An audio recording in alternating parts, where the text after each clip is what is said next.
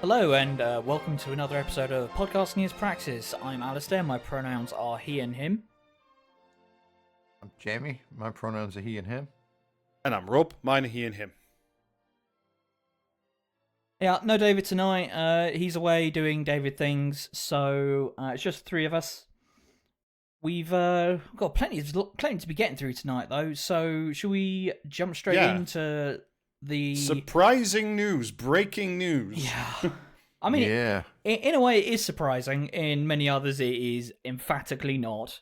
Andrew Mountbatten Windsor, the former prince and brother of King Charles, has been arrested on suspicion of misconduct in public office due to allegations that are rather similar to the ones that were made against Peter Mandelson, and that is sending confidential government documents to Jeffrey Epstein.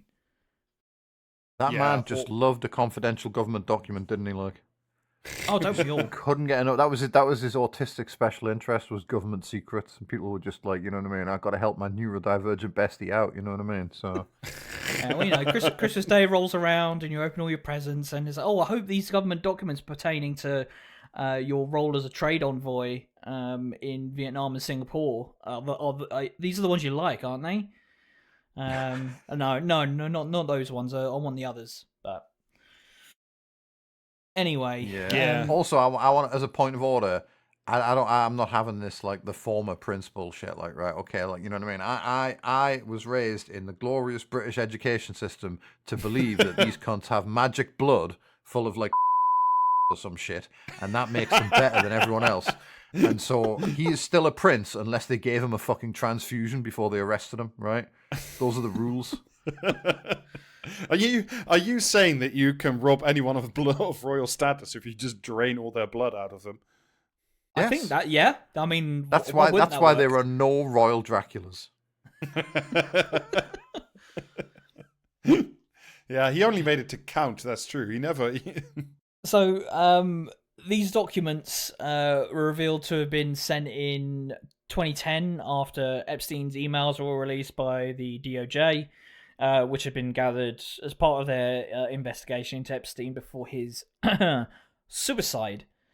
These all pertain to, as I sort of alluded to before, Andrew's role as a trade envoy, in Vietnam, Singapore, elsewhere. I mean, I was having a look at this, and I was looking at the Crown Prosecution definition of misconduct in public office, which is for one, that's not an easy thing to prove, because the barrier for proving that and the barrier for getting arrested for it is quite high. But it's not just about trade secrets and selling privileged information. It is also, and I'm going to quote here for reasons you will understand, it can also pertain to cases involving abuse of position for a sexual purpose. Huh. Okay. Well, that's an interesting little factoid there. Yeah. But yeah, speaking of people who definitely killed themselves, how long do we think before they find fucking Prince Andrew hanging from the rafters?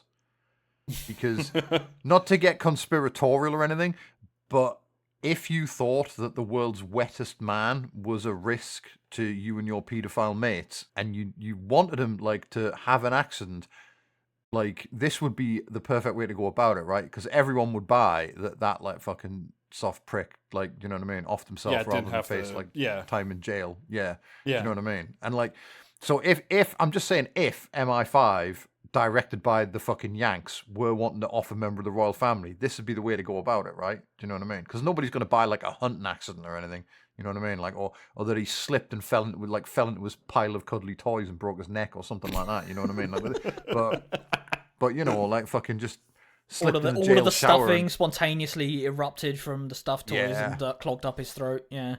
Yeah, but slipped in his jail cell and fucking Final Destination himself on the light cord or something. That we would absolutely definitely not form a conspiracy theory for the ages about. I do feel being interviewed under caution, he would just not even deliberately, just accidentally just name dropping a series of high profile, rich people, politicians, etc., etc. So yeah, the getting final imagine, destination like, does seem somewhat on the cards. Imagine, like, you know what I mean? He's being questioned, like, because the thing is, like, the Yanks wanted him to go and testify before Congress, didn't it? And I Yeah, they imagine did. there's a lot of people who just couldn't allow that to happen, because it'd be like that. It'd be like the end of Wizard of Oz. Do you know what I mean? Where he's just sat there going, "And you were there, and you were there, and you were there." Well, I mean, but this is kind of what I don't really understand. Like, as you say, Jamie, is like, I mean, we'll find out more, I suppose, in due course. But like, you don't even now, and even when it's exsanguinated Prince Andrew, it's like you don't get to like to arrest this man even by the Met at this time. Like, there must have been. Like, they must still know things that are like beyond, like, even beyond the pale that we are already familiar with. And like, like, again, I genuinely don't want to speculate. It's like, what do they have? And B, was that apparently enough to like sort of break through, I don't know, what is it now, 500, 400 years since the last monarch? Like, or member of the royal family was like arrested by the actual police? Like, or has he been like so carefully sealed off in terms of, the scandal can't go past this guy? But I almost can't imagine it, because like, as you say, Jamie, this guy is such a wet blanket. Like, he is going to talk to somebody about some stuff that can't not happen. Like, imagine being his cellmate, though. Do you know what I mean? Like, you'd be shitting yourself. They let you out. They let you out, and you've spent like a couple of years in a cell with him, and then you just on edge for the rest, because everywhere you turn, you just hear the words like, now look for an exit 47, like you know what I mean, like constantly just ringing through your head.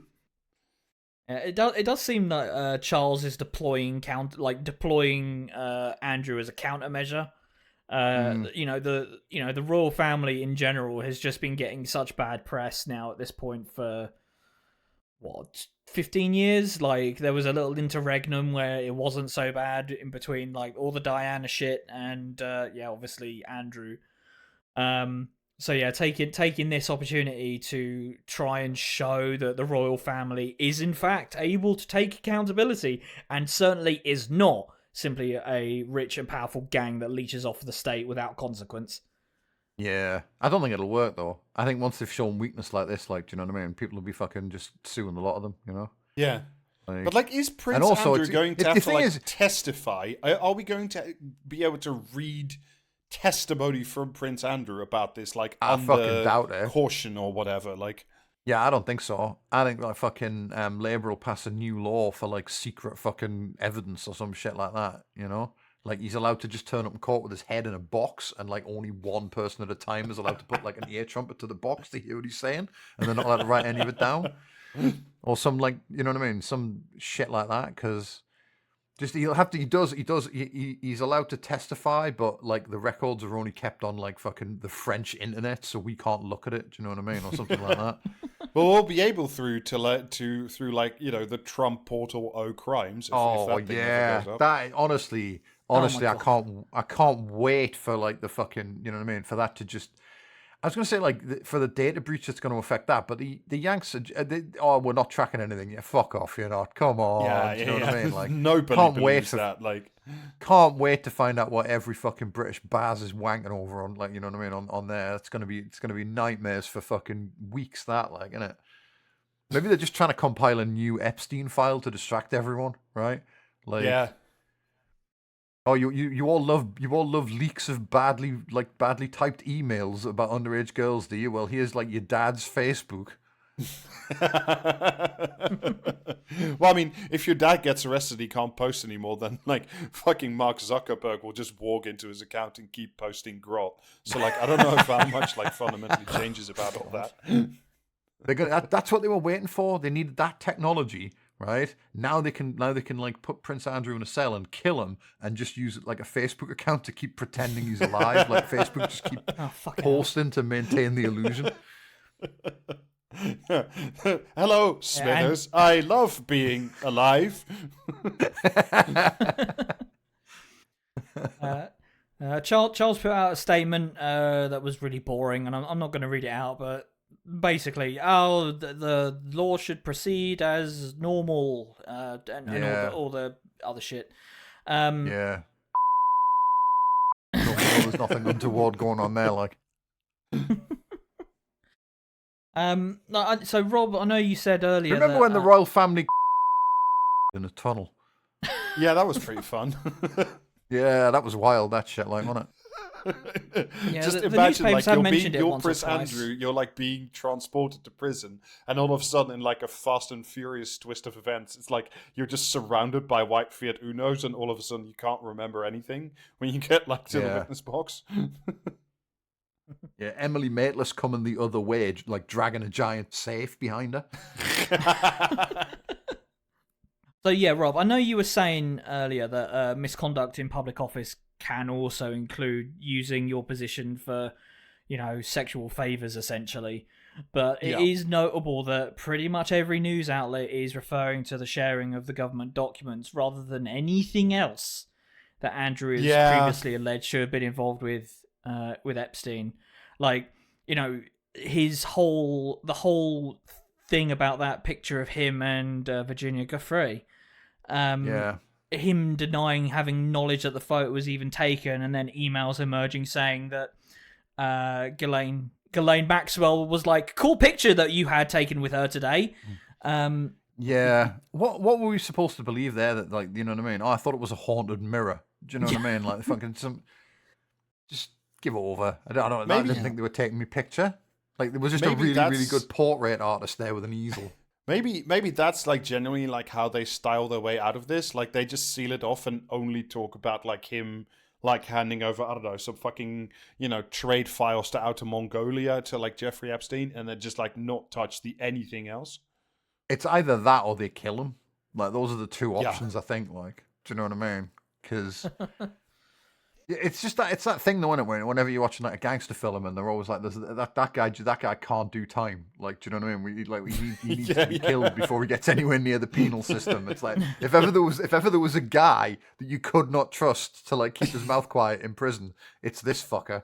Yeah, it's Prince Charles taking his oxygen mask off and just saying, yeah, he's a good guy, but why take a risk? That's how I think about it. Yeah, make it clean. We should be able to eat off it.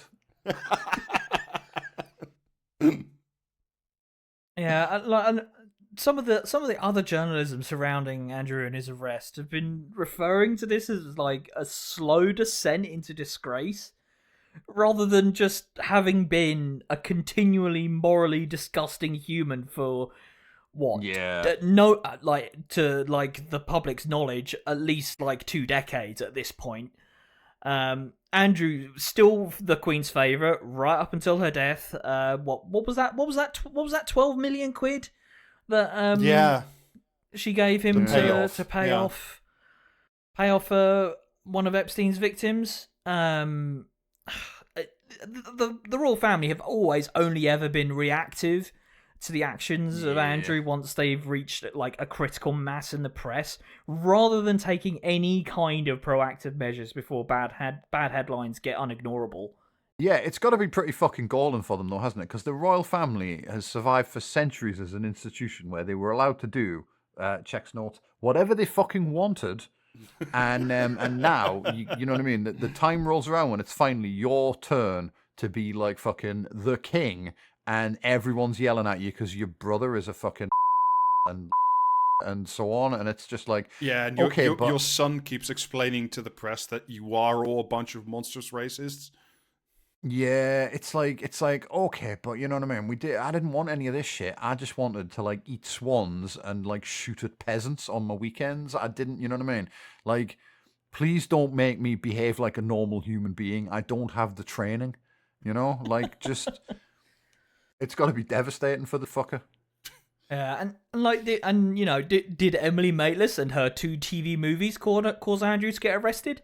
No. It was, once again, an indifferent American governmental department that released incriminating emails that were not redacted, in this case, in Andrew's favour. And then as well, I saw this just before we started recording, Emily Maitlis on LBC lamenting Prince Andrew's mental health now that he's been arrested. And it's like, what the fuck are you talking about? Like, did you go into that did you come out of that interview with Andrew rather and just think, yeah, that seems like a normal, fine human being that I've just interacted with? Do you not have a complex in a world? Like, what is going on here? Okay, but no. What she's thinking there though is there, but for the grace of God goes my good friend Peter Mandelson. Yes. Yeah. Yeah. There is that, of course. For whom we were also, I think, supposed to feel sad the other day or some shit like that. Yeah, fuck him. Fuck both of these guys. Fuck that guy. Who's feeling sad for that guy? Yeah. Show me so I can laugh at them. Yeah. Fuck the lot of them. Destroy the monarchy. Yeah. Give them all the same treatment as the last emperor of China. Yeah. It's just But that post on Blue Sky the other day. Isn't there any technology the left gets excited about? I can think of one. Yeah, I mean, it's not new, I suppose. We've had it for a while, but it's a technology, Rob. That's all it was. That's all it was requested. I know. Yeah, bring it back. I'm giddy as a school child, Jamie. Oh, careful. Do you think it's got to be pretty fucking harsh though, right? Like to be, you know what I mean? You're a member of the royal family. You can have all the trips to Little St James and for years, and then the indignity of an arrest before the last thing you see is Liz Truss. Yeah, hand outstretched. Yeah. The anti-Paddington. Yeah, so we move away from the domestic news and onto the international desk, because you know what it is? It's war with Iran. It's what's for dinner. Yeah. Can I just say though as well, like fuck the Yanks. Like, do you know what I mean? I'm so sick of their shit. Like, do you know what I mean? They should just hurry up and get on with that civil war and like all that would do me just fine. Do you know what I mean? And like obviously I don't mean all Americans. I just mean like, you know, all of the Americans with government jobs. Well, we've already seen the documentary film from the future that was Civil War. An Alex Garland classic. Yeah. Why did that start again? Nobody knows. Yeah. You know I mean? It's because the Orange Man was bad, right? That was it, wasn't it? Because Orange Man bad and because California and Texas had simply had enough. Had enough of the bad Orange Man, yeah. I mean, it could happen, right? Maybe Gavin Newsom's like enough of a ghoul to unite the warring tribes. I mean... fuck that guy as well, to be honest. Like, yeah, fuck that guy. So the bad Orange Man has moved an aircraft carrier group into the vicinity of Iran with a second carrier group on the way, as well as dozens of refueling tankers and 50 fighter jets. This follows from Trump demanding that Iran cease its nuclear program and that he will use force if no, quote, deal is reached. Never mind the fact that there was a deal that Iran and the US had agreed to, but because Trump is the greatest avatar of US foreign policy that has ever existed, Trump reneged on the American side of that agreement, and thus the deal that Obama had made with Iran was null and void. Well, I mean, if Obama made the deal, then obviously we can't honour that, right? Because, like, you know, I'm genuinely speaking of Obama, I'm genuinely surprised Trump hasn't had him arrested yet. Because, like, if there's one thing that just drives Trump's like entire fucking animus, it's hating Barack Obama for the crime of being America's first black president, right? That and making fun of him at some fucking dinner party. Well, that as well, but mainly the black president thing. So you'd think by now we would have had some like fucking goon somewhere like drum up incontrovertible proof of a Kenyan birth certificate or something, right? Well, we just bring back and play all of the hits. It's 2009 all over again, baby. But I mean, fair play to him. He's had other things to do, like shitting himself, and you know what I mean, like fucking being in the Epstein files. I guess it takes a lot out of you at his age to do all of that every day. Yeah. I mean, it keeps you busy, I suppose. building the Royal McDonald's ballroom as well. Let's not forget that. Yeah. I mean that's keeps you regular. When he's got his eyes closed during those press conferences, he's not asleep. He's just visualizing the 3D space that the the ballroom's going to occupy. You know, like, and honestly, we've all done it. the ballroom as well. I've got to say, I fully support that. Right, like uncritical support for the ballroom because. Like, everyone's like fucking, like liberals are losing their fucking minds. Like, oh, the White House looks like shit now. It's like, yeah, who cares? Do you know what I mean? Yeah. Like, oh no, my fucking imperial palace, like my testament to slavery and the fucking subjugation of foreign nations now looks a bit fucking crass. Oh no, what will we do? Fuck yourselves. How about that? And while I'm on the subject as well, the liberals can go fuck themselves because you know for a fact their only fucking complaint about war with Iran is going to be that it didn't happen soon enough. Yeah, or like, that the right 100%. paperwork wasn't filled out. It wasn't filled out or something. Yeah. Yeah, I mean we're even past that point though now, aren't we? We're past that point where it's like, because like, you know, the Iraq war and Afghanistan, we had such a fucking song and dance about were they going to happen, were they not going to happen? Is Tony Blair on board? Like the French don't like it, freedom fries, etc., etc. Whereas, like, you know, Trump at least is efficient, I guess. Like, fucking, he just feels like bombing some people, so some people are going to get bombed. But liberals are going to be happy either way, right? Because, like, it's like the whole thing where, like, you know what I mean? You fucking, like, sent a fucking team of goons into Venezuela and kidnapped the president. And then, like, America's foremost liberal fucking minds are saying, like, well, you know what I mean?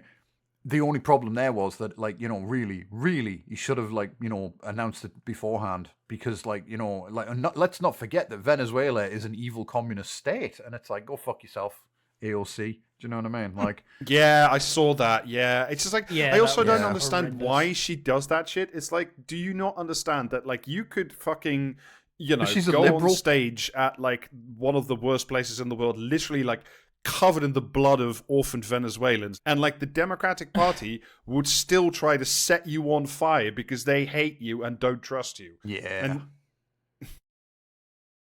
And who is that? Who is this for? Really? It's just, it's how the game is played, right? You know what I mean? Yeah. Oh, she's running. I mean, I'll take that's basically AOC. it, right? Like, it's like, I mean, obviously, she's a better fucking option than Gavin Newsom, but I'm not here to split hairs on who's the least evil of the evils. Do you know what I mean? Like, fuck that noise. Like, I've played Diablo, right? What you do is you don't vote for whichever of the evils has done less this week. You know what I mean? Like, so, but no, like, that's basically it. It's how the game is played. So she's going to stand up there and go, Venezuela. Yes, there was some points of procedure that weren't followed, but overall the outcome was good. You do got to hand it to them sometimes. You know what I mean? It's like, yeah, fuck you. You know, because basically anyone who comes up through the Democratic Party as a potential candidate for anything, in this case probably president, like, is gonna fucking be like this on some level, right? Because otherwise you wouldn't run as a Democratic candidate. Yeah. Well, you wouldn't even try, like, right? You know what I mean? Like, if you were like in this day and age, enough is known about the Democrat Party and all the that you wouldn't bother like running as a candidate for anything in that system instead, right? If you were genuinely left wing, so. You know, something to think about when you consider like the potential future like role of New York's mayor, I guess. But time will tell. Yeah, well, back to Iran briefly. Like, you don't have to have any love for like the Islamic Republic of Iran to see that it's simple realpolitik logic to want to have nuclear weapons. It's clearly the only observable thing that's going to keep you fucking safe. That will deter American meddling is a nuclear program. See North Korea. Yes, are the Americans invading Pyongyang? No, they aren't. And why is that, I wonder? Do you know what I mean? That's because you know, he's naming his daughter, so he's woke now, so it's okay. We can keep him in place. I mean, like, that may be the one thing that actually gets, like, the Americans to invade. Nukes or no nukes, do you know what I mean? The fact that he's gone woke. J.D. Vance absolutely fuming. Speaking of J.D. Vance, the most swivel-eyed wings of the Republican Party have wanted to go to war with Iran for decades at this point. And being mad that Iran won't agree to a deal regarding the nuclear program is as good a reason as any, to gear up for an invasion, especially as Israel has equally wanted to direct the massive US defense budget at its most threatening neighbor. Threatening here, read, able to stand up to Israel to some measurable degree. Yeah. Yeah, and also there's John McCain's ghost to consider, right? Like, that thing will never stop haunting the White House until, like, Iran is destroyed. Let's be real. And since nobody can reach the Winchester brothers on account of them not being real, I guess we just have to go to war with Iran, right? You know what I mean? Well, I mean, Which the latest an alternative option, but... Well, the latest thing that I heard is that apparently, like, Trump is like, oh, we will strike in the next 10 days if we don't get a great deal. So it's just like, apart from anything else, give him a fucking telly or something and tell him to fuck off. Yeah, give him the Gorilla Channel. That'll keep him occupied. Yeah, genuinely though, you know what I mean? Genuinely, just get one of those fucking, those things they have in like dentists' waiting rooms where you slide the little wooden blocks over the wires. Like for the kids. Yeah. Just get him one of those. Just build a big one of those. Like, you know what I mean? With shipping containers on it and give him like a fucking crane to work it with and he'd be happy. Do you reckon that like you could like buy off nuclear war if you just like have Trump in the room and then like you just have one of your handsome assistants like pull back a curtain to reveal a lovely washer dryer combination? Yeah. Like You might have to go for like a speedboat or something, or just a big like pile of like a big suitcase full of money, like on fucking a zip line. But yeah, you could absolutely like fucking you could take the war with Iran, or you could gamble and like possibly win a fucking like airline or something like that. You know what I mean? You can absolutely go for that shit. He is the avatar of American television. So, like, you could absolutely wheel of fortune the cunt. There's no doubt about it in my mind, like. Yeah, I mean, I feel like we've said it so many times, but where, Obama walked so that Trump could run because, drone striking weddings, yes, war crime, obviously. But now that that little gap in the, rules-based international order was open, like, just Trump is totally now happy to just bulldoze any notion of a rules-based order, such as it was, and like we said before, no doubt with the Democrats making some horrendous mooing noises about how unhappy they are as they vote in favor of an invasion or whatever. Yeah, and also, like, in the case of Obama and Hillary Clinton and all these other cunts, it's just like, oh, yeah, no, I remember when, like, you fucking, turned up the sanctions against Iran and, like, created a framework that makes all this possible, but sure, whatever, we're doing this again, I guess. I mean, the thing is, it's like it's often remarked upon the fact that if, like, if someone other than fucking Hillary Clinton had stood against Trump in 2016, we wouldn't be here today, and that's true. But another way you could like fucking like prevent this with a time machine is if you went back to 2012 and you had Obama spend his second term dismantling ICE and like what I mean, like getting rid of the drone strike apparatus and everything else, and just installing soft play in the grounds of the White House, and we wouldn't be here today either. Trump could have. But I don't want to cure cancer. I want to turn people into dinosaurs. Exactly. Yeah. Exactly. Yeah. There you go. But yeah, I mean, he's just the most easily entertained fucking giant 80-year-old toddler you've ever seen, really. So you could just drive, those trucks they have at the fairground with like really badly painted celebrities on the side of them? You could just drive one of those onto the fucking like South Lawn and just do donuts, and he'd just be there looking out the window all day. You know what I mean? He'd be too busy to sign any bits of paper that let Stephen Miller kill people or whatever. Yeah, let a dog loose on the front lawn of the White House. Yeah, I'd love that. It'd be like remember when you were in school and there was a dog in the school field? And like how that was it. Just teachers' authority is just completely overturned by the presence of one dog. You know what I mean? Yeah, authority is a fickle thing. It is. Yeah. Perhaps the most surprising thing to come out of all this, though, is the British government denying Trump the use of RAF bases to launch strikes on Iran. That I did not see that coming.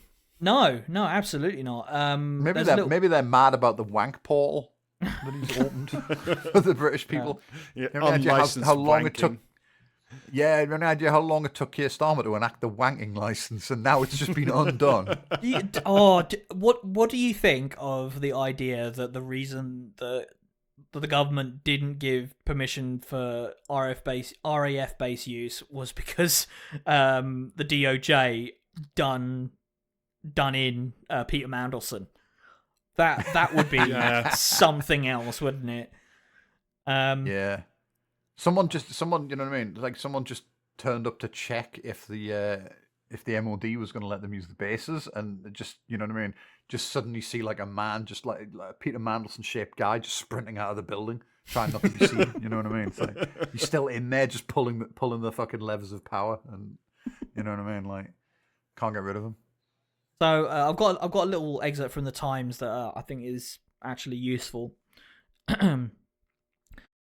It's from the article. The UK is yet to give permission for the US to use the bases in the event that Trump orders a strike on Iran, owing to concerns that it would be a breach of international law, which makes no distinction between a state carrying out the attack and those in support, if the latter have knowledge of the circumstances of the internationally wrongful act. So, yeah, I'm shocked. I'm as shocked as the rest of you that Labour seem to have any regard whatsoever for international law. Keir Starmer.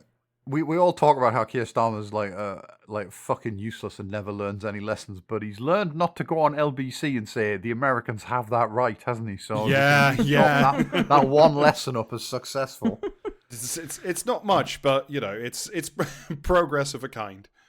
Yeah, I mean the issue seems to be that the British government rightfully views any attack on Iran by the US at this point as a preemptive strike, but that there is no evidence that Iran is about to carry out an attack which would be preempted.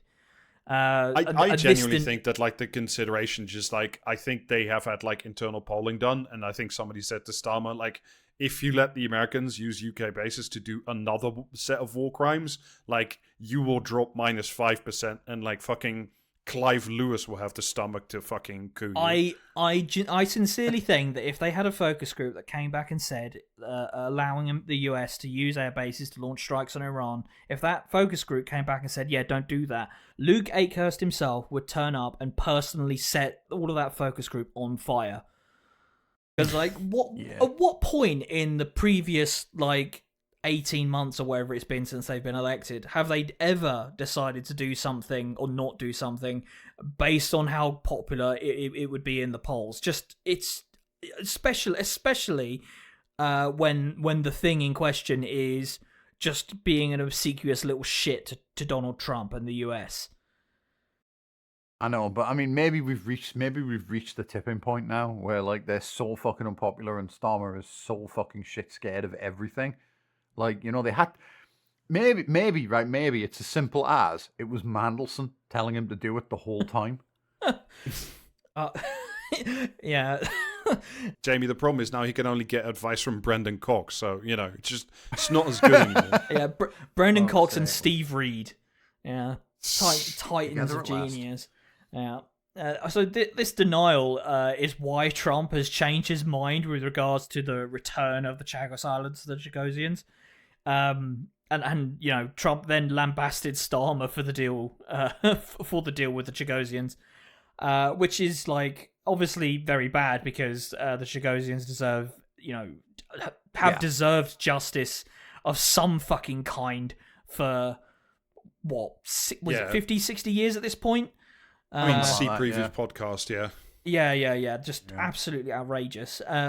Like, I mean, hot take though.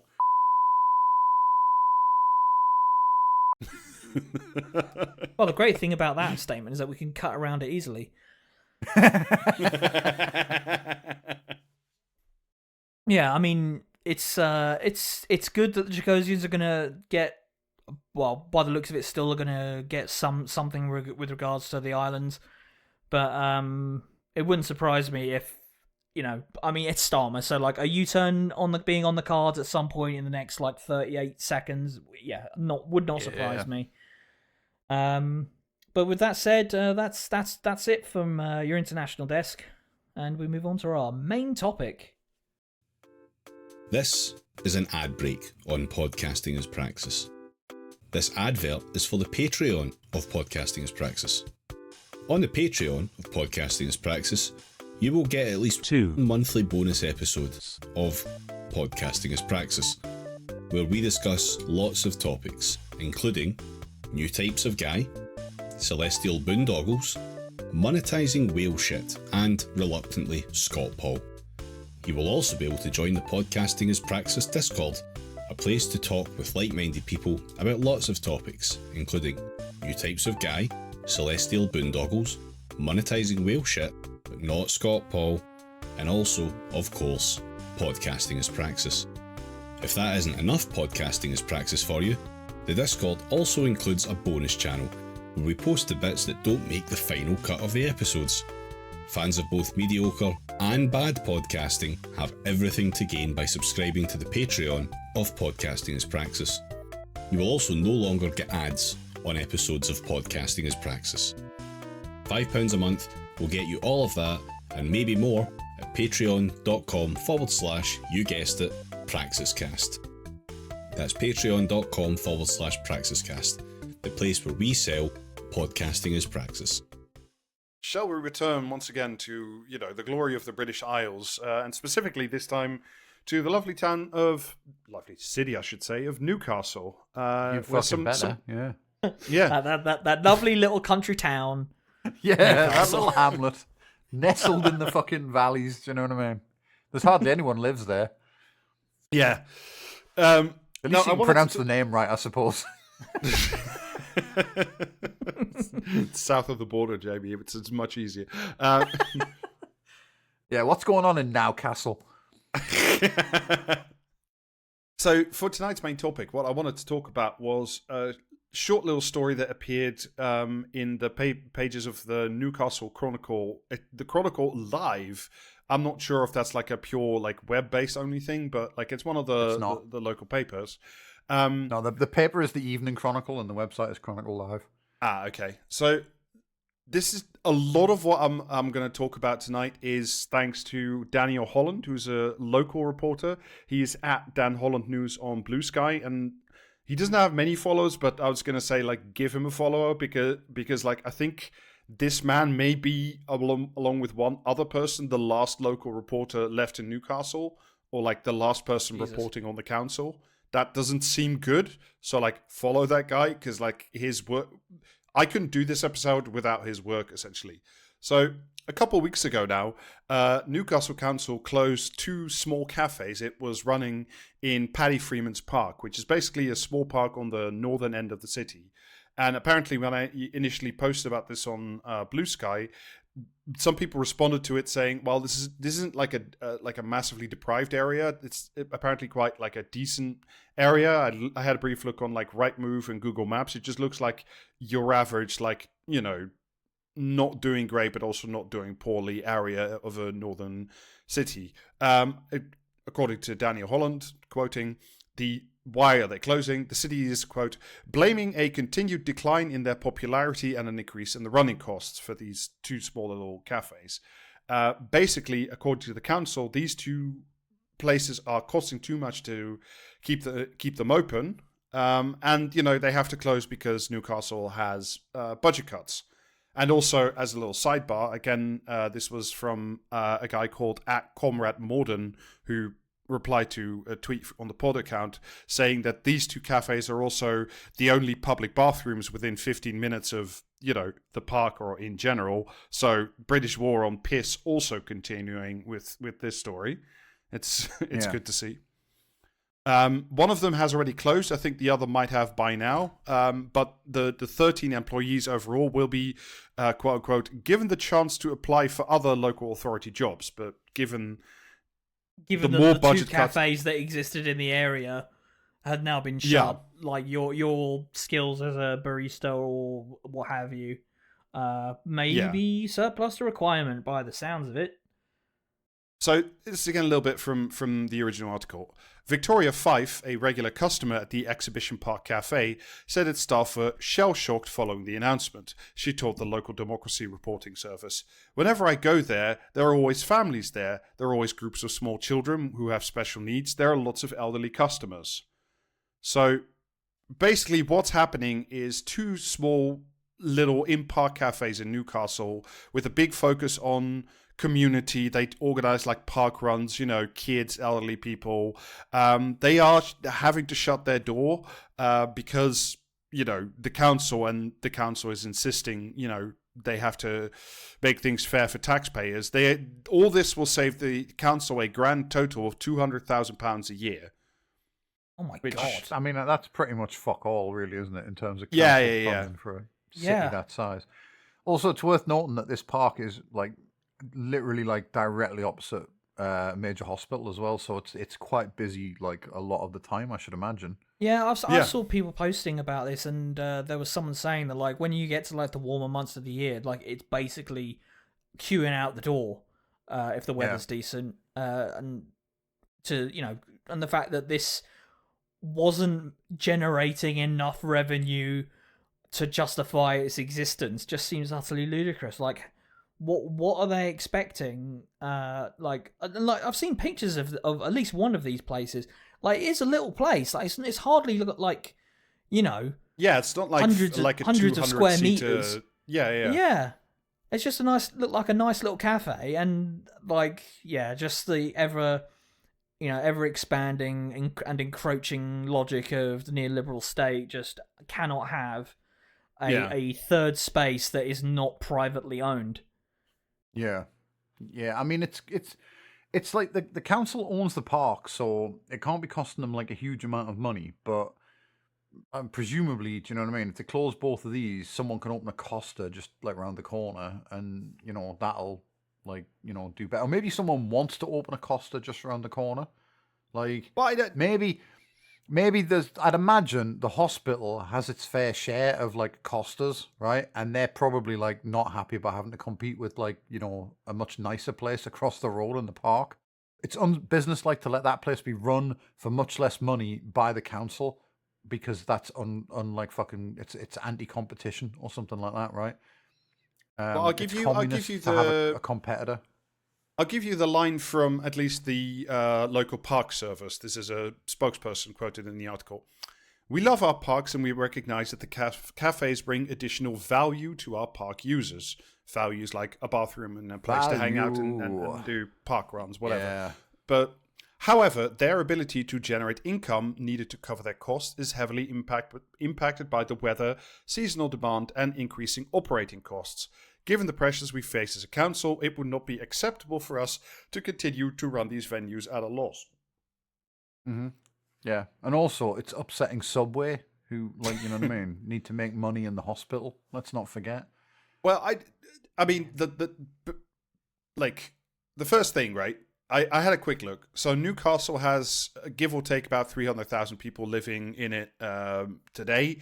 Let's lop off like a third in terms of like children and senior citizens.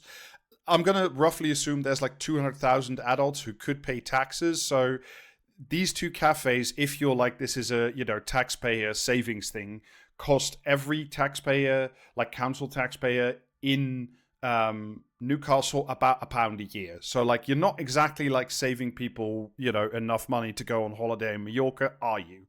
But money in your pocket, growth.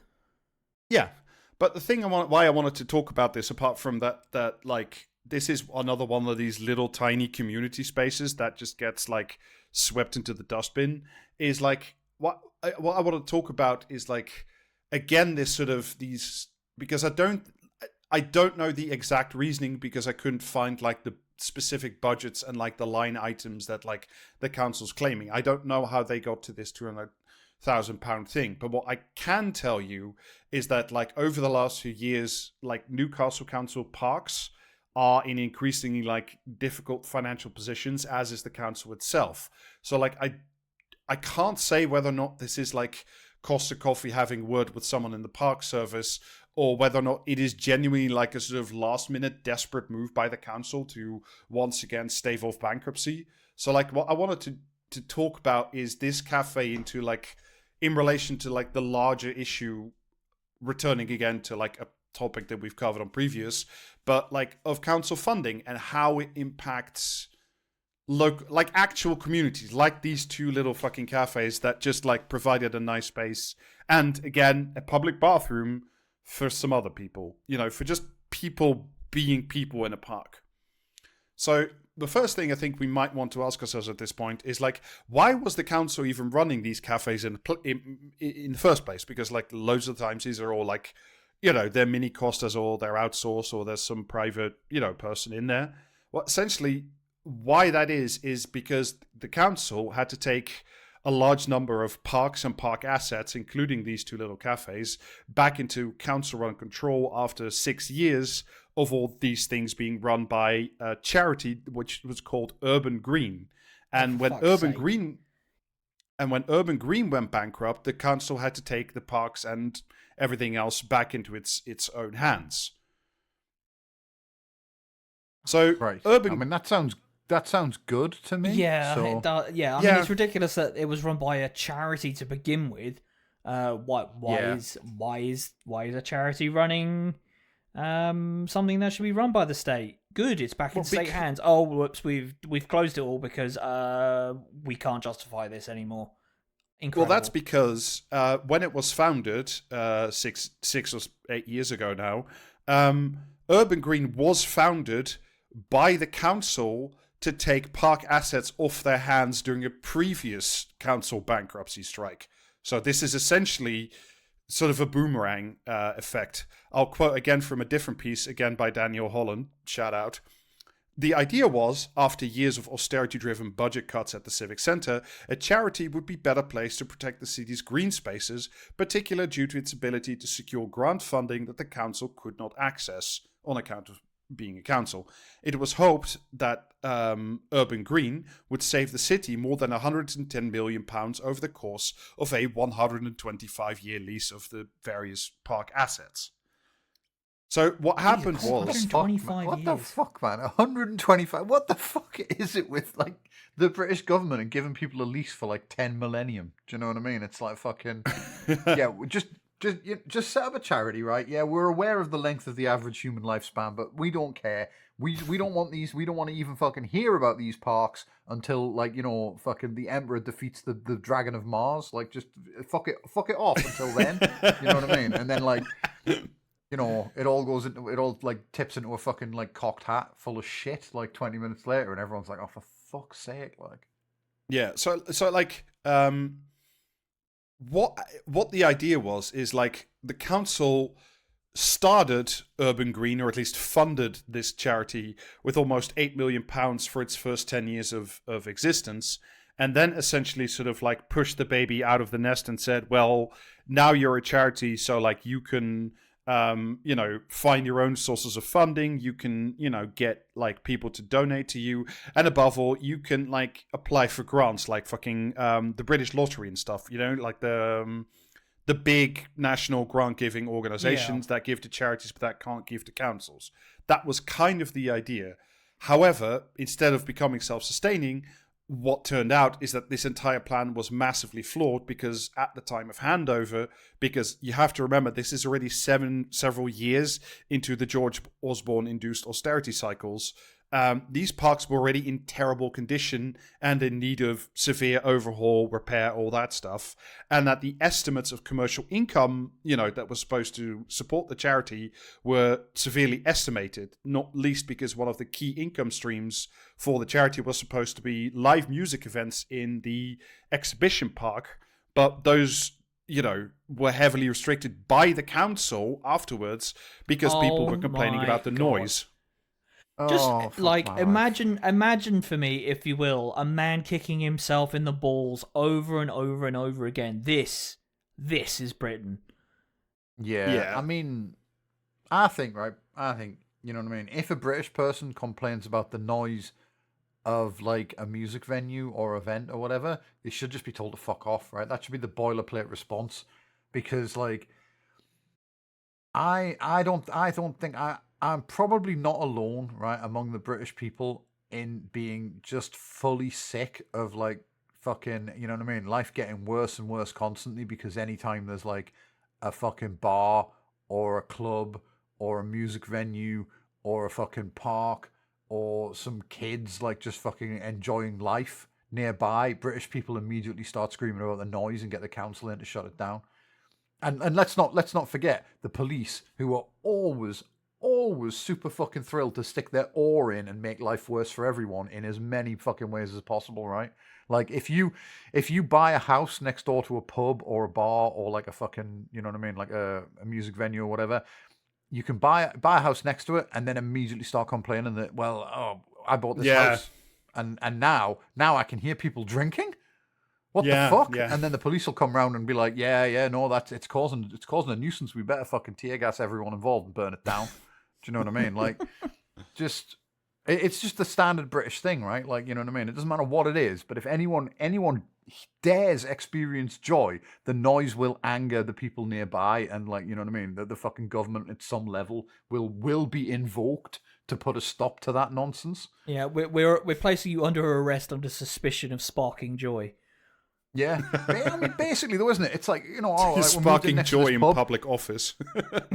Yeah, we moved in next to this pub, and we can hear people laughing at like, you know, 9 o'clock at night, and we don't like it. Or like we moved in next to this fucking like club, and we can hear music at like 10 o'clock at night, and we don't like it. Or we moved in next to this play park, and we can hear the laughter of children at 4 o'clock in the afternoon. Fuck you, Fuck do those something, little call shits. the army, Yeah. do you know what I mean? Like, fucking, it's just literally the British experience, right? It's like, why is that person over there smiling? Fuck them up, do you know what I mean? Like, I'm not smiling. Yeah. Fucking sort it out, like.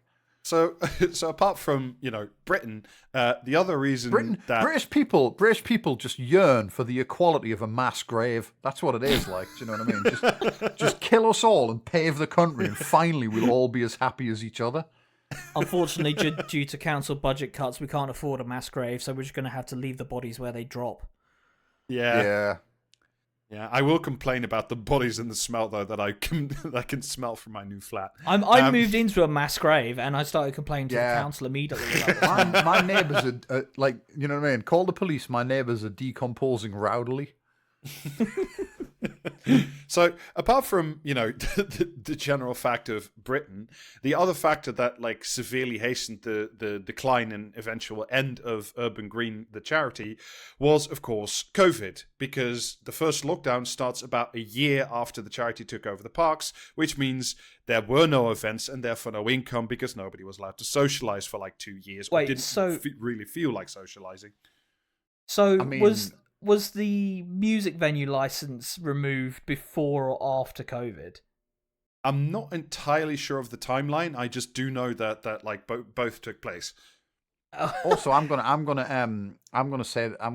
like call issue with the fact that no one was allowed to socialize for 2 years, because it wasn't anywhere near that long. Like, do you know what I mean? No, but it's like it did like it, if you're in your first year of operations and like nothing. No, like, I mean, you can't do a I fucking don't, thing, I then, don't, like- I don't doubt that it was like a huge fucking spanner in the works and everything. But like, you know, but at the same time, like we had like a fucking pitifully short lockdown.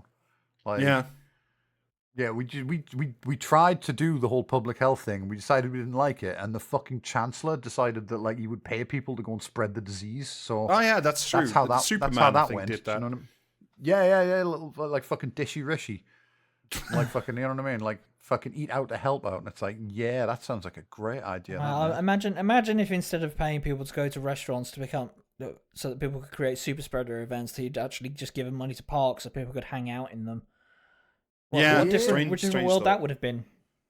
Yeah, but you know, Anyway, the end of the tale is that Urban Green collapses due to a lack of funding and, you know, unforeseen costs and park repairs that it couldn't manage with its 8 million and repeated original ball like seed kicking, funding. things of this nature. And exactly. Yeah. So in March of 2025, the council had to take back the 33 parks and 60 plus allotments, which included the exhibition and Paddy Freeman Park cafes, the two little ones where we started. However, just because you're back in the warm, tender embrace of the council doesn't mean your problems are over, because now, of course, you're back to why this charity was started in the first place, which is a problem of council funding.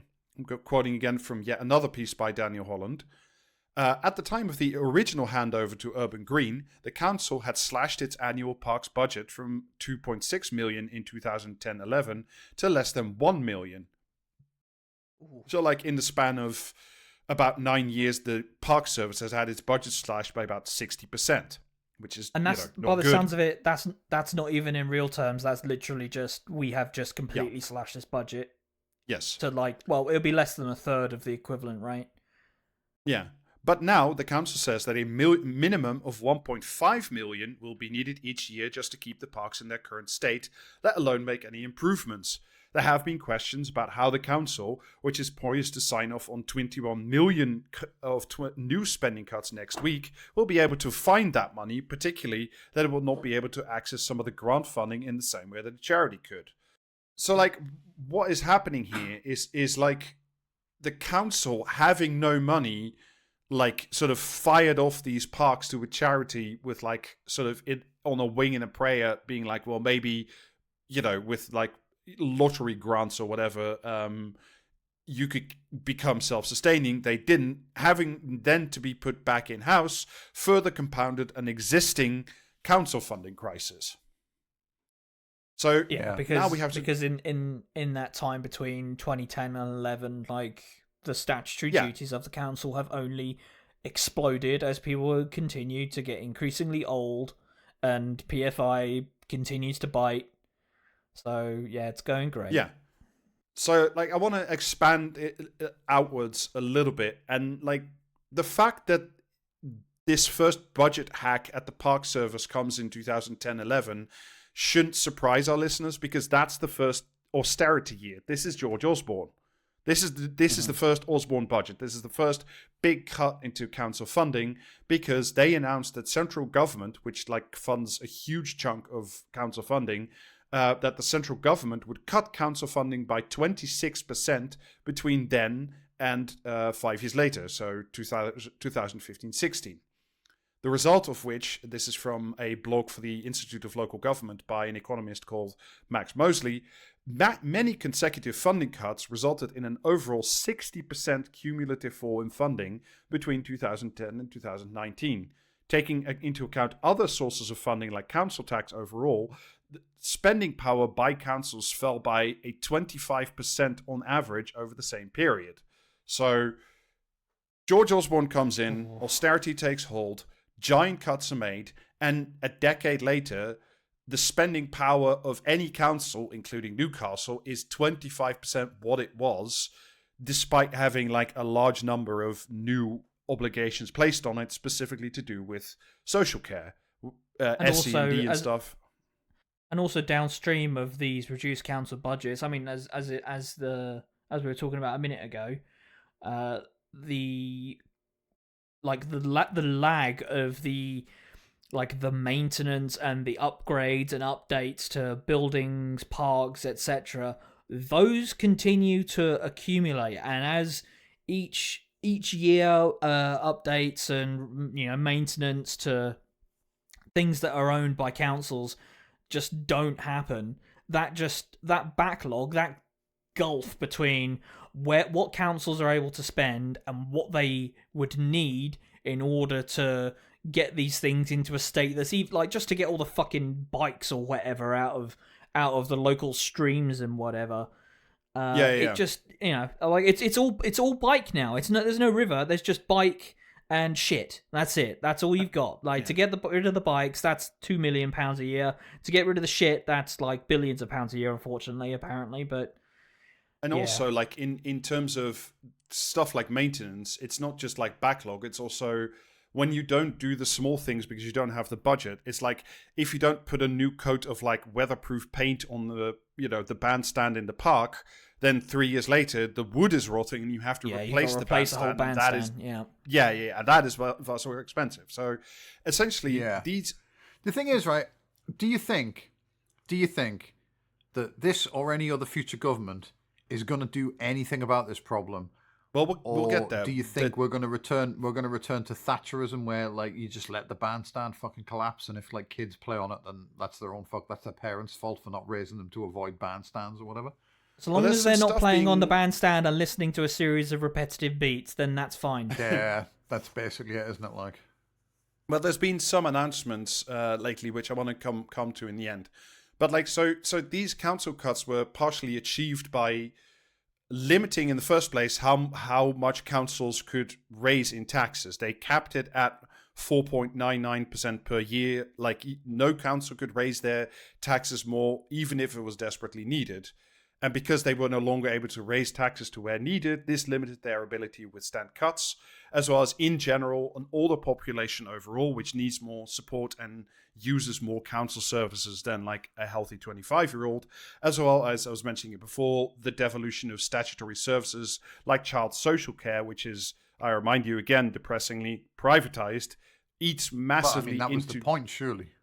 Yeah. Like, you know what I mean? You tell the council they've got to have less money than ever before, but more jobs than ever before, just so that your mate who wants can just like shuffle in there and set up shop. Yeah. It's no wonder so many politicians are like so gung ho about things like AI, which will never solve any problems, because the magic bean salesman tells me that if I plant these beans in the park, all the shit and the bikes will be removed out the river. So, it's worth a go, even if each bean costs £1 million and has like a repayment period of like 50 years and costs like 20 times the original loan value over that time. Worth a punt. So, what many of them did, you don't want bikes and shit in your rivers, because that's where all the chemicals go. Oh no! I've got bikes and shit and all of my river chemicals. Yeah. So what many of these councils did, and this is sort of harkening back to several previous episodes, specifically the one that we did about Thurrock, was borrow from the central government. This is the Public Works Loan Board again, as well as private finance to invest in profit-making enterprises, specifically like solar farms in the case of Thurrock, but also like conference centers, hotels. And the idea being, you can borrow this money to invest, use the revenue that you get from all this stuff to pay us back, but also to fund your dying council services. Essentially, what the Osborne revolution, because it is a revolution, was doing was making every council like a little investment corporation, like its own little private capital investment, like a venture capital place. This is like the ideological goal. If every council is just yet another like venture capital fund with like some parks and statutory obligations attached, they would all get efficient market funding because they would all turn into little, smart investors instead of relying on taxation. Yeah, they would all turn into Homo economicus. Yeah.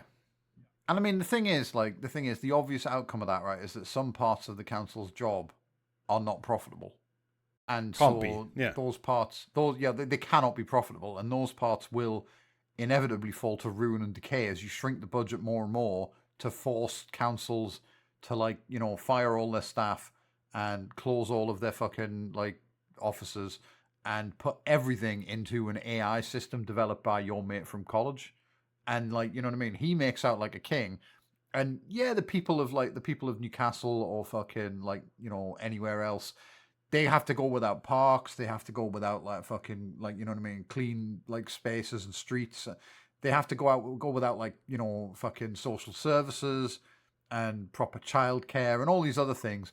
But who gives a fuck as long as your mate makes out like a fucking bandit, right? The market might not provide, but it's at least satisfied with the state of affairs, for some. And that's really you know what I mean. It'll provide for those who it provides for, and everyone else can get fucked. But the main important thing is that the market is happy.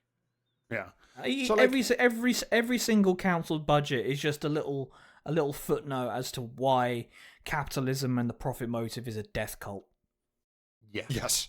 So apart from the fact, the main fact is, while the ideological goal might have been to turn every council into a venture capital fund, the problem was in the main, and specifically with Thurrock, it was just it gave a lot of power to financial directors who were not up to the task of running a venture capital fund. They were not intellectually or otherwise equipped to make smart investments. A lot of them made very dumb investments. That's a lot of the individual stuff that was going on, but broadly as well, right?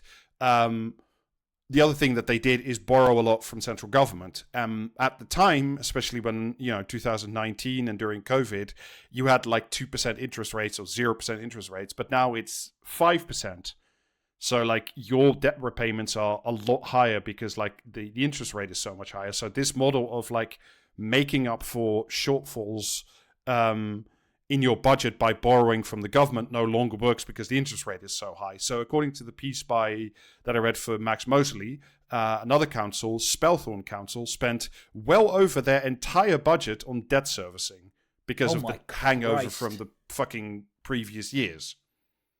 So now we come to so this is I presume this is debt that they're servicing that was accrued over 2010, somewhere during between the free money 2010 era. and 20, give or take. Yeah, the Osborne and then the free money eras, and probably some very unwise investments. I don't know Spelthorne Council, so I don't want to speculate too much. But so basically, fast forward to today, Labour enters office, but all councils are now grossly underfunded as like a baseline. They all are. They are spending more on debt than they ever were. Overall, in general, 15% of all council spending is now debt servicing. I say again, quite a lot of which is debt to the central government. So like, it's just, pointless. Utterly asinine. What? The whole point of general taxation, let alone council tax, the whole point of general taxation is that those with the the broadest shoulders are able to bear the most burden.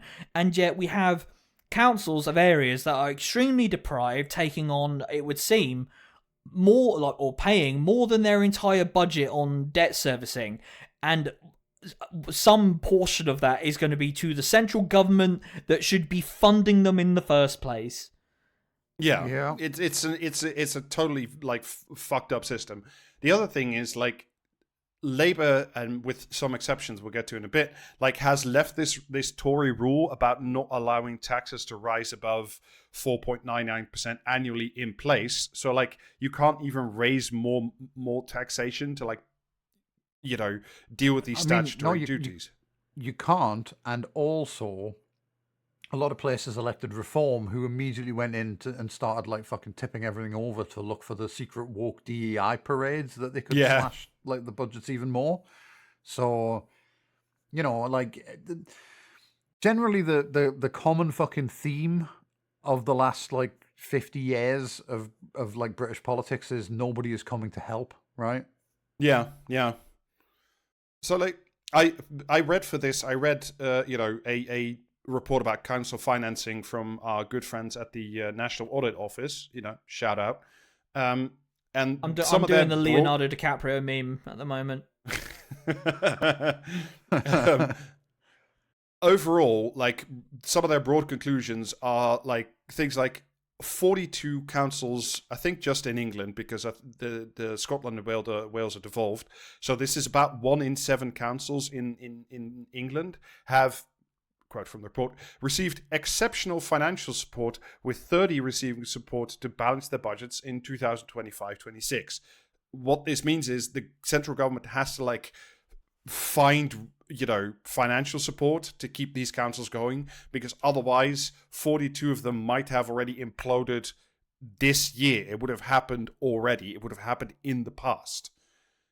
One of the other things that has contribute to sort of the patient being fucking kept in a coma is that there's an immense amount of financial accounting shenanigans.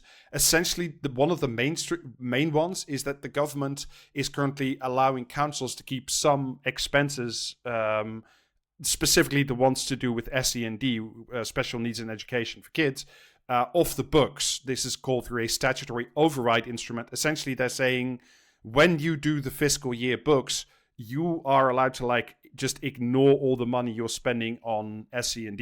So it's yeah, absolutely but Labour are planning to fucking do away with lots of that, though, aren't they? Yeah, and that is to balance the books again. They want to balance the council budget books over the backs of the children. Yeah, because it's like, right, okay, so they need to tighten the rules about who gets it, and like neurodivergent kids can get fucked because Yeah, they you know all what have I to mean? go to normal school now. They are one of the many groups that Labour is just waging war on because the papers do not like them.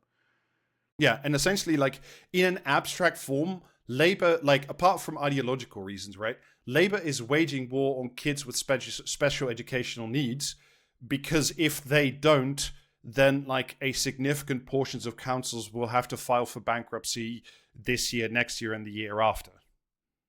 Yeah, and but the thing is, if they do wage war on them, how much time does that buy those councils? Well, let me quote again from the NAO report. The government is developing a long-term funding solution, but the current arrangement, specifically to do with these off-book long-term funding instruments, solution. etc., I know. will Long-term end. funding solution is going to be like they're going to like fucking ask some like cunt for money and then he's going to fucking defraud them or something, isn't it? That's basically what that's going to be. Like, this is in the works. This is probably a future episode because I think this has been released now, but I need to read it in detail.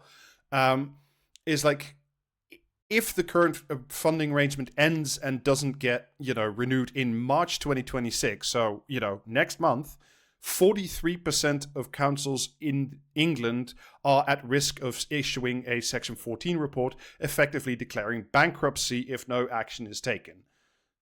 So we are really like at the, this is like all the red lights are like not just blinking red, they are like blaring red. The alarms are going off and, the minions are fucking screaming and rolling on the floor.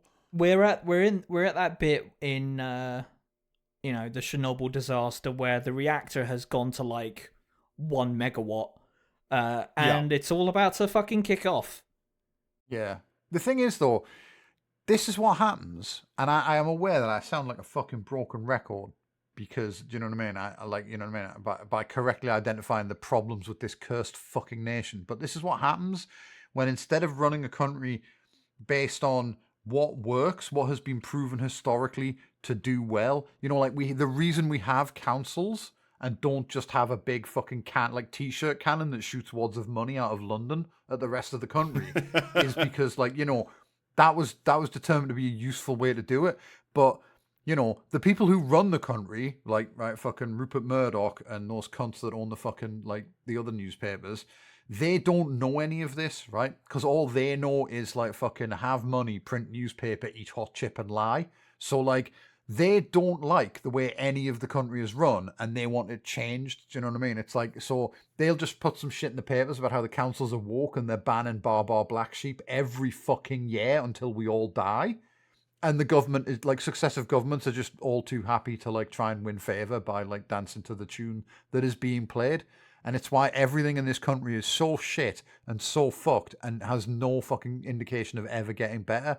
And it's because we basically have, devolved all of the important decisions about how to run a fucking government and at all levels to a bunch of fuckwits who know nothing about anything other than being rich and putting the worst fucking opinions you've ever heard in a newspaper. It's fucking treasury brain shit, right? This is the people who know, what's the line again? The price of everything and the value of nothing. Yeah. But again though, why do we have those people running the treasury? It's because the newspapers have spent decades championing that line of thought, right? At one point, the fact that we live in a country that has fucking, you know what I mean? Has, vestiges at this point, but at some point had functioning government and public services and a health service and all this other stuff is proof that at one time or another we had people in the treasury that knew how things worked. Right? Maybe they weren't the best fucking people ever. Maybe they didn't know everything. Maybe they had shitty fucking ideology or whatever, but they at least knew that you need to put money in at one end to get public services. Yeah, it wasn't 100,000 clones of Rachel Reeves running around fucking everything up. Yeah. Anyway, so the real impact of this isn't necessarily it is the balance sheet, but it is much more what that represents. Because when these places go bust, and I'm citing broadly from the NAO report again here, things like this start happening. There are now enormous delays in the provision of special education and needs plans being issued because there's not enough staff, and also because every time one is issued, that is another like debt on the column, like debt on the balance sheet of the council. There are, so far as the NAO knows, at least 3,800 unhoused families stuck in commercial bed and breakfasts, far past the legal 6-week limit of finding them housing, because the council can't, essentially. And there are currently almost 80,000 people on the wait list for adult social care, because, again, apart from the lack of provision of care, the council cannot find people, and even if they did, the council can't pay for these things anymore. So a lot of sort of emergency measures keep being done. They keep the central government, so like plasters. Westminster. Yeah, they keep doing these like large sounding, but essentially like small time one-off cash injections. We're giving 880 million to councils for social care, 1 billion for special education needs, and 230 million for homelessness. And those do help, but they're just like they just open the pressure valve for 5 minutes, and that's good because the pressure is building, but like it doesn't fix the fundamental problem. It can't, because like $1 billion for special education sounds like a lot, but in the context of the problem, it's a fucking drop in an ocean.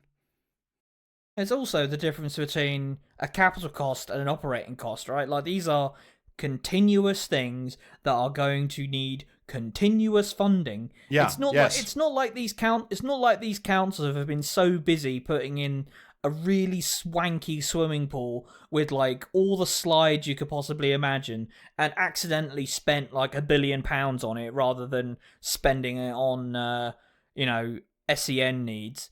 It's just a continuing cost. It's these kids are going to continue to exist, and once these kids come out of school, other kids are going to need special education as well. Like I fucking hate these people so much, man. So just to kind of bring it back to Newcastle, because there was a little line in it, I think also this was from the NAO report again. So like, if you'd like a sort of rather like sort of stock example, but in a slightly different field, the estimate of repairing all the potholes just in Newcastle, like to fix the road, get rid of the potholes, right? Would be about £250 million, because the roads are in a bad way over there. And Jamie and I recently went on RailNetter with Gareth to talk about things like potholes and that kind of stuff. And I checked the total, because the government had just announced this specific fund purely to fix potholes, right? Yeah. And I was like, well, 250 million needed in Newcastle alone. So like, what is this pothole fund going to give to Newcastle? The total allotment in this fund for the entirety of the Northeast, so way more than Newcastle alone, £21 million. So less than a tenth of what is needed to fix one city. So, and another thing, a government that is just allergic to anything that could actually anything that is even tangentially related to actual growth. Like it's so hilarious. Like Rachel Reeves is penny wise, pound foolish. But like, so long as she gets her fucking tickets to, I don't know, Sabrina Carpenter or whatever, it's all good. Well, I mean, that's how you save money, right? That's why she's in the job, because she doesn't pay for those tickets herself. That's smart, you see. Right, that's money in her pocket. You can tell. That's how you can tell she understands the value of things. But no, I mean, what we're going to end up with, right? What we're going to end up with is a future where like potholes are filled by like, not even like, I mean, was it somewhere in America where like the potholes were being filled by like dominoes or some shit, and they had like branded potholes? But not even that. Like what we'll get over here is some fucking billionaire who owns a football team and whose brain is cooked by spending too much time on fucking Twitter and Facebook, and then fills all the potholes in your city, but like paints a swastika on them or something like that, right? Yeah, yeah. It's like the fucking grinning face of Mr. Beast on every pothole. Yeah. Yeah, they'll absolutely find a way to make the potholes racist. Like, I have faith in like the British state and like, you know what I mean? You know what I mean? The money that fucking like that circulates. It's just fuck. You know what I mean? It's fucked basically. Like, Yeah. So, and another thing that happens, to come back to where we started, is two little cafes close in Newcastle because it turns out that the magic trick of why don't we turn our parks and allotments into a charity didn't pan out as everybody, I assume with some level of good faith, actually hoped it would. So, like, yeah. Let's put all this back into a little bit of context about Newcastle itself then and ask, like, did the city really need to find £200,000 to close these two little cafes? Well, according to Northeast Bylines and Daniel Holland, writing again for a different publication, That Man Must Not Sleep, Jesus Christ, the current debt load of Newcastle stands at about £650 million. It grew 35 million at the end of the last fiscal year. There's not really like a reason to suppose this situation's gotten much better. And what all this has meant beyond, the parks and these two little cafes with their public bathrooms and their park runs and their senior citizens. This is a different piece, again by Daniel Holland, I swear to God. Man, the guy gets around, doesn't he? These are some of the cuts in the 2024 budget. So these have already been enacted more than a year ago by now. There's the maximum allowed 4.99% local tax rise, 2% of which is earmarked only for adult social care. They're going to cut 40 jobs and put through 15 million in spending cuts because the current council deficit stands at 60 million, or at least it did in 2024, and councils are technically not allowed to run deficits on day-to-day spending. So any deficit must immediately be closed because councils cannot run deficits. And because, apart from toilets, what's the other main British thing? They were also going to put higher charges on wheelie bins because, Britain. Oh, yeah. Okay. Yeah. Yeah, it costs you £500 to get a wheelie bin, and also if you lose your wheelie bin and you pay the £500, it's going to take them 6 months to get the next one to you. And this, of course, is why we all have bin psychosis in this country. Yeah. So Newcastle Council also, now we're really getting down to like the not the dregs, but like, this is what councils are now having to do to survive. Newcastle Council also had to close its crisis support centre, which helps people suffering from domestic violence, financial abuse, etc. This managed to claw the council back £100,000 a year at, the cost of victims of domestic violence. I didn't hear much from Jess Phillips about all that, weirdly. Yeah, and like these like little penny pinching exercises save 100 grand, but like and unironically, at what cost? Like these are going to have downstream effects, like knock-on costs to the NHS, I hate to be like, numbers fuckstein, but like the economy in general. These are all negative things that ruin people's lives, disable people temporarily or permanently, and it's just utter madness for pennies. I mean, if you want to be really cool about it, like, people with ruined lives aren't like productive taxpayers.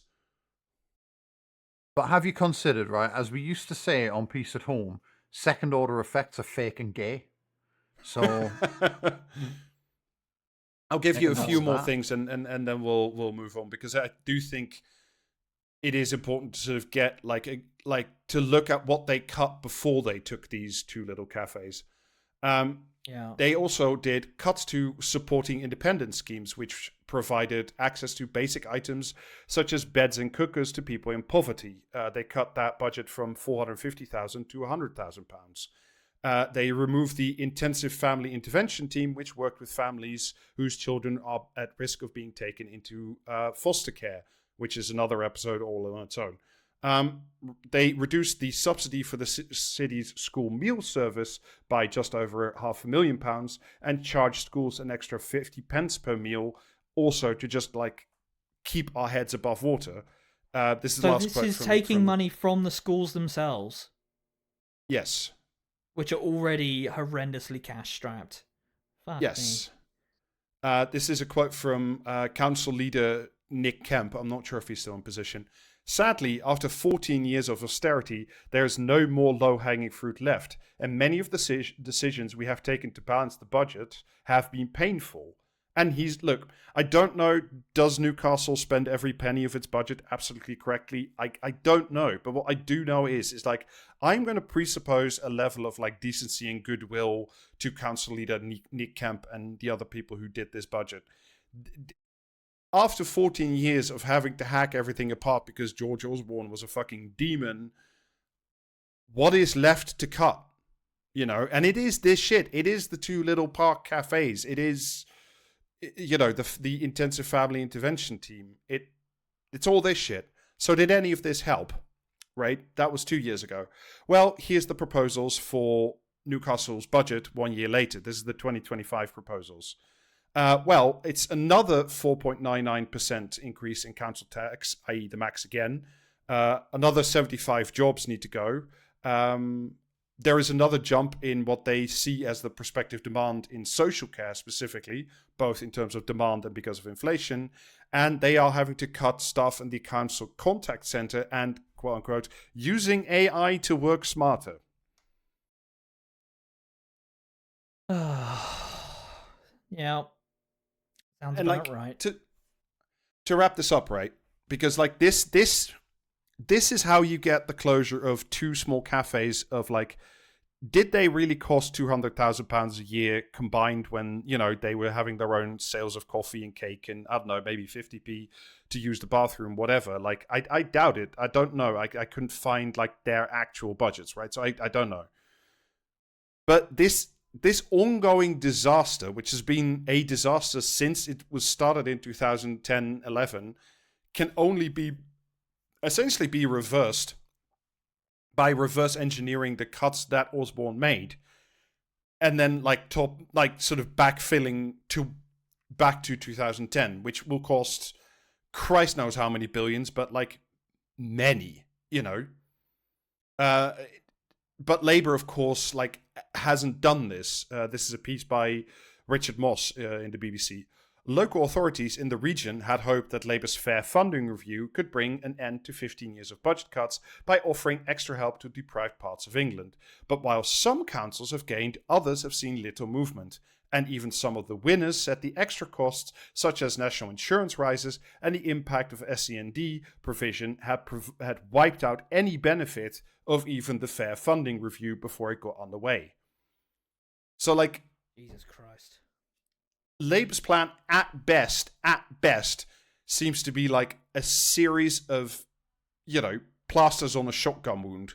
880 million for special educational needs there, 300 million for homelessness there. And that money will be used to help children and unhoused people, but it will not solve the fundamental problem. Because if you don't fix the basics, councils are still going to blow up. Little tiny cafes that made people happy, that sparked some fucking joy, are still going to close. And none of this will be enough to fix the damage done by the Tories. And let's not forget the fucking Lib Dems, because they were the coalition partners at that time. Do not vote Lib Dem. They are not your alternative to the Labour Party. You know, just fucking hell. And like, this is also all in the context of councils still not being allowed to build their own council homes. Because if you have a council home which you can charge a fair rent to people who live in the council housing, that is a continual income. You can invest these hundreds of millions, £1 billion or whatever, into a number of council houses, which will give you a return, if you bear with me, a return on your investment as a council. None of this solar panel farm scam bullshit. None of this like having to become your own little like, you know, frictionless sphere in a smooth financial world. Just count, public good with a return to the council, which can then support other people. But no, we can't have that. We can't have that. Would make landlords sad. Good. Fuck them. Yeah, I know. It's a good, but you know what I mean. It's never going to happen. So, like, and I was thinking about like how this looks, right? Because I don't know if you guys saw it, but like, there's this new Owen Jones video of him being in, what is it again, Gorton and Ashton, or Gorton and Gorton Denton? and Denton. That's the one, the by-election. And like, there's a lot of like furious people. What I find always good and interesting to see is like the people who are just like kind of not engaged with any kind of politics. Like they just sort of see it ambiently as it drifts by. And like what you hear is, or maybe you occasionally watch the evening news and you see something like Rachel Reeves has promised $1 billion extra for special educational needs. The Council Fair Funding Review is going to dole out £15 billion to councils in need. There's, this fund and that fund and this, that, and the other. But in the meantime, what is happening is like on your doormat will be another max like 5% council tax will rise. And like you hear the promise of funds and you pay more towards your council. And does your council improve? Is there a little cafe? Are the parks well maintained? Are there potholes? Do the services work? And the reason I think that genuinely, because it's not just the Labour problem, this is the Tories as well, and Tony Blair. This is like the history of modern. Yeah, it's modern neoliberalism as a whole. Is they promise you these big numbers, £1 billion, and £1 billion is a lot of money. I'm not suggesting that it isn't for this. Money for special educational needs, something to fix adult social care, 5 billion here, 5 billion there. You pay more taxes, and you look around, and a year later, 2 years later, 5 years later, everything has just gotten more fucking shit. And every year you pay more, and your services aren't getting better. And it's like, is it any wonder that people are like fucking furious and willing to listen to shit like, oh, it's all the immigrants' fault, when this is the mode of modern politics, British and like politics fucking everywhere. And like by all accounts, right, I want to sort of talk back about these little cafes again. These were tiny little community places in a country that is increasingly short of them. Like, yeah, okay, you might have had needed to pay for your coffee, but like it was in a public park and you could use the restroom, and there were little parks runs being organized, and it's close to a hospital. So if your nan is sick, you can at least like take her in a wheelchair out to the park and buy her a fucking cappuccino. Sorry, frothy coffee. But like,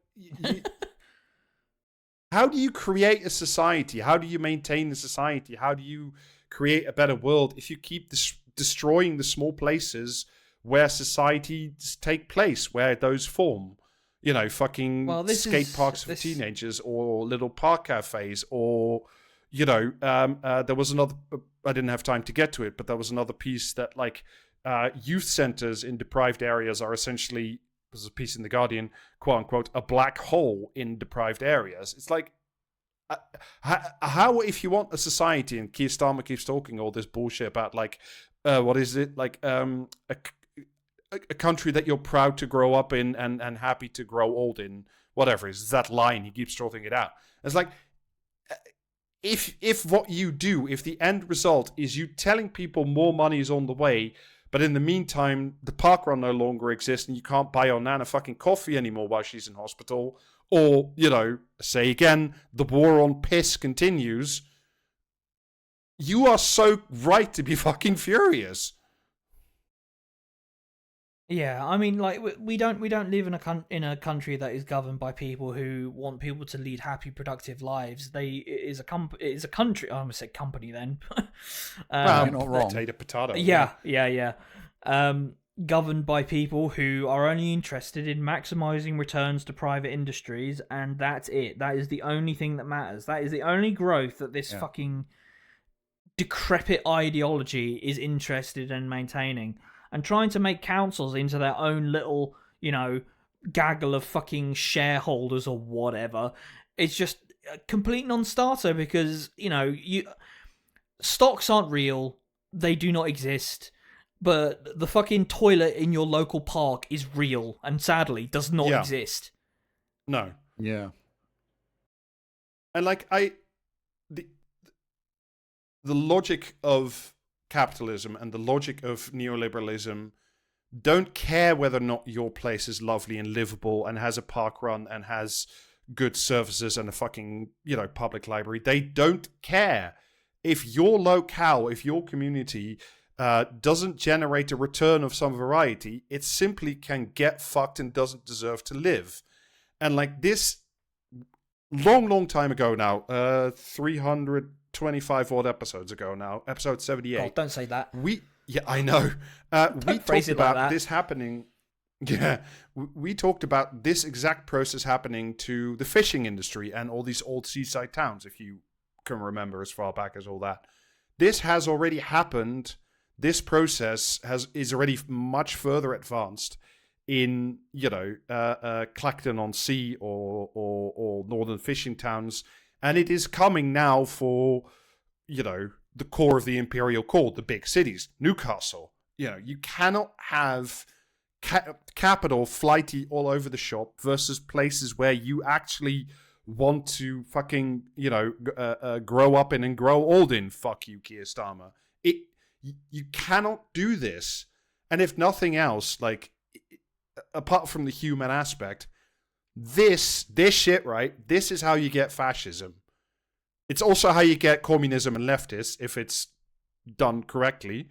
But, like, the problem is, even if you get, like, because Jamie, you already mentioned it, like, earlier, even when the fascists do come in, because Reform runs a number of councils now, right? Like Kent County Council, yeah.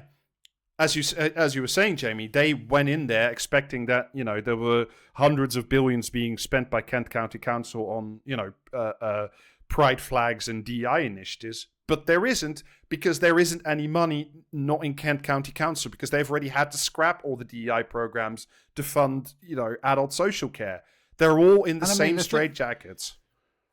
The thing is as well, though, like, whatever DEI programs they had were, like, probably a fairly minor part of the budget. It's just that, like, these fucking yahoos are all primed by, get the real villain of the piece, get this, the papers, who have spent fucking decades talking about how you can't even call Easter eggs anymore because the council will have you shot.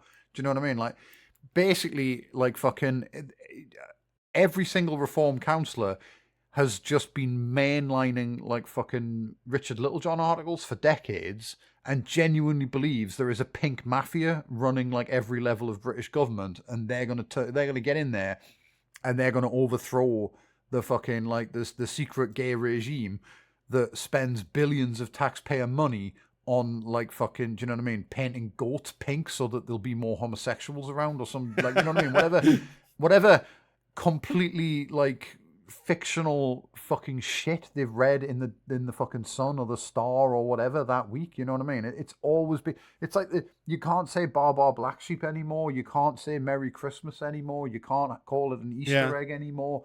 Fucking on and on and on, and none of it's ever been true. You know, but the interesting none of it thing has is, like, ever been true.